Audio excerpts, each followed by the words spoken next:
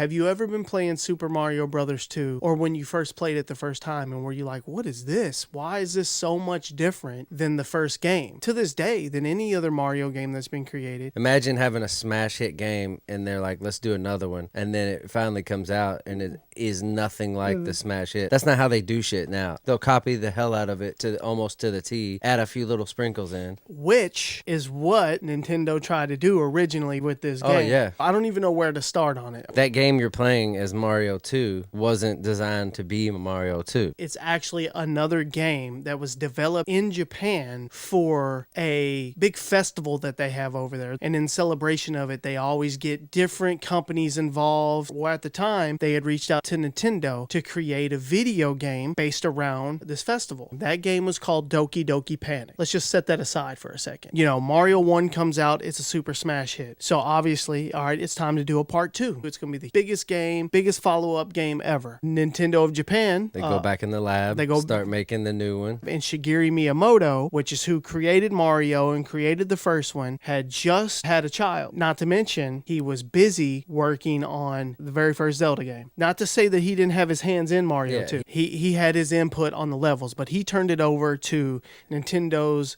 It's called RD4. It was his team. Yeah. So he turned it over to them. They designed a Mario 2. Not the Mario 2 that we know today. They were trying to make like a Mario 1 on steroids. Basically what it ended up being is an extension of Mario 1. It looked the same and it had different levels, and turns out they made it a lot harder. It was like a pro version of the first Mario. Yeah. And they were assuming that everybody that played Mario were just like these expert Mario players now. And now they needed something harder. I could see them going down that rabbit hole. And you've gotten to this level in your ability. Part 2 is stepping it up. They developed this whole game that looked very similar to Mario 1, and it had like this poisonous mushroom right off the bat. If you ate that mushroom, you died right away. Dead. That was like an indicator of what was to come. Like, this is how we're going to start out. Yeah. Everything you think you knew, you don't. They released that game in Japan, and it actually sold like 2 million copies or something like that. It was considered a hit, but there was a lot of pushback on this game because of how hard it was. Yeah. The Japanese kids were saying, this is so hard, we don't like it. Like, hard's cool, but it's not really fun. And if anyone's played the Lost Levels, that's basically Mario 2. That's the Japanese Mario 2. Yeah. Okay, so there's a guy named Howard Phillips. He started off as a warehouse employee at Nintendo America. He pretty much worked his way all the way up to being like a gatekeeper of Nintendo games that were released in America. He had his thumb on the pulse of the American market. Well, he gets a package from Nintendo Japan. He opens it up thinking there's going to be other games in there, and he was surprised to see Mario 2 in there,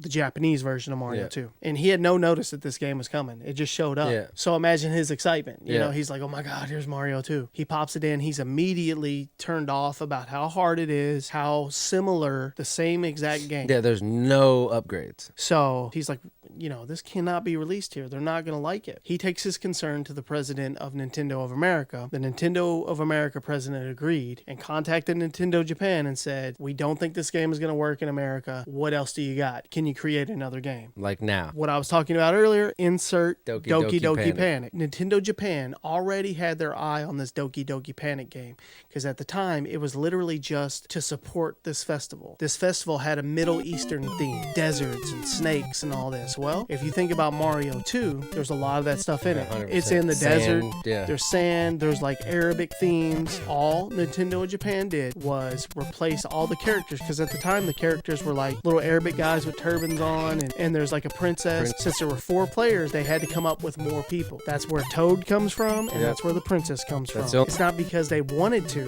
it's because they had to fill these characters that were in Doki Doki Panic. You know what's cool is that's where all like the Shy Guys and stuff come from. That little mistake ended up putting characters into the whole Mario world that are in today. The bomb, he came from it. Yep. There's a bunch of stuff that's not in there that was in Mario 1. There's no star blocks. You don't jump on anything in Mario 2. You pick it up. Jump on them, pick them up, and throw them. The only time you get coins is when you throw the little potion and go into like this dark world. You can tell now, after you know this, looking at it, it's not even close to the same game. Like, this wasn't Mario. When I was a kid, though, didn't care. Was like, this is fucking amazing. It was kind of like a perfect storm of all these things that were kind of existing that came together at the To right make time. a whole different new game. I remember, though, you could get on magic carpets. That's what I'm saying. Yeah. It's all Arabic. Yeah, it's like Prince of Persia. There's little snakes running around Yep. and spitting at you. And the most annoying character ever was introduced on Mario 2. Do you know what it is? Think about Mario 2.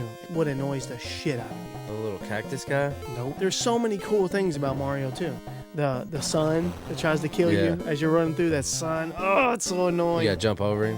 What I'm talking about, though, is the mask. When you get the key, Oh, yeah. you gotta throw the key every time. Yeah. You cannot hold on to the key. When Mario 2 was released here, the American Mario 2, no one in America knew that it was Doki Doki Panic. I didn't know until this year, bro. I thought that was 100% what they meant to do. I love it so much. It's definitely my favorite. It's like the dark horse of the whole thing. Some people hate it, but I think the real Mario heads appreciate the hell out of it.